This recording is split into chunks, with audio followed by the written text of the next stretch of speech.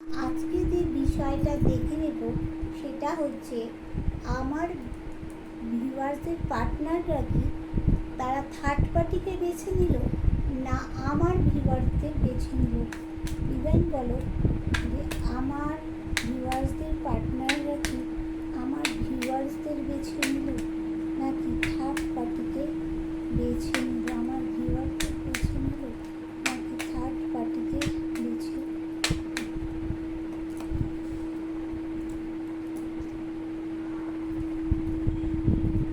দেখো, তোমাদের সাথে একটা লড়াই ঝগড়া ঝামেলা একটা হয়েছে, অবশ্যই হয়েছে তোমাদের সাথে, কিন্তু এখানে হওয়ার পরেও কিন্তু তোমার জন্য তার মন কাঁদে, সে তোমার কাছে আসার চেষ্টা করছে, তুমিও যাওয়ার চেষ্টা করছো, কিন্তু দুজনেই দুদিক থেকে বাধা পাচ্ছ, এগোতে পারছো না, যার ফলে রাত্রিরে তোমাদের ঘুম কিন্তু উড়ে গেছে।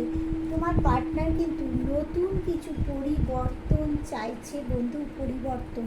দেখো, তোমার পার্টনারের জীবনে কিন্তু ছোটোবেলায় সমস্যার মধ্যে দিয়ে বড় হয়েছে, এখনও কিন্তু তার জীবনে সমস্যা রয়েছে, সে ওভারকাম করে তোমাদের কাছে আসবে, কারণ সে থার্ড পার্টিকে বাছেনি, তোমার জন্য ওয়েট করছে। সেই ইমোশনাল মানুষ, দেখো সে মনে করছে এই সম্পর্কটা বোধহয় কোথাও আর এগিয়ে নিয়ে যাওয়া যাবে না, সে ভেঙে নুয়ে পড়ছে, ক্লান্ত হয়ে পড়ছে, কিন্তু না, সে তোমার সাথেই সব কিছু করতে চাইছে, তোমার সাথেই বন্ধু পার্টি টাইম, কোয়ালিটি টাইম, ভালো টাইম তোমার সাথেই বন্ধু স্পেন্ড করতে চাইছে। দেখো, যতই সম্পর্কটা তোমাদের ঘেটে হয়ে মাটিতে মিশে যাক, সূর্য কিন্তু উঠবেই, একথা ইউনিভার্স বলছেন।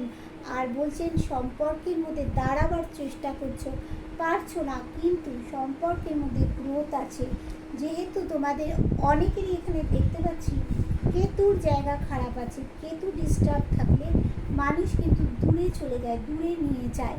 তোমার পার্টনার দেখো তোমার কাছেই আসতে চাইছে, কিন্তু দেখো এই যে সামনে বাধা রয়েছে এটার জন্য আসতে পারছে না, তবে তোমার কাছেই কিন্তু আসছে।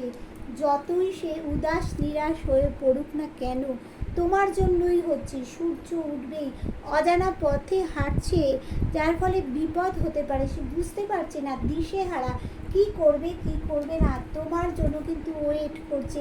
মন তার বড্ড ভারাক্রান্ত বন্ধু, বড্ড ভারাক্রান্ত, সে বুঝে গেছে এতদিন থার্ড পার্টির কাছে থেকে কোনো লাভ হয়নি, তুমি তার কাছে সেরা, বেস্ট, তাই তোমার কাছে আসছে।